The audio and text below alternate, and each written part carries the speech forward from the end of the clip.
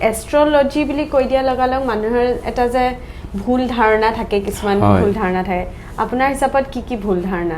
Astrologer বুলি কোৱাৰ লগে লগে মানুহৰ এটা ধাৰণা থাকে তন্ত্ৰ মন্ত্ৰ, ভূত প্ৰেত, ভণ্ড কি কৰিব, লিখিত কিছুমান কথাই প্ৰকাশ কৰিব, এনেকুৱা কিছুমান ভাৱ থাকে মানুহৰ।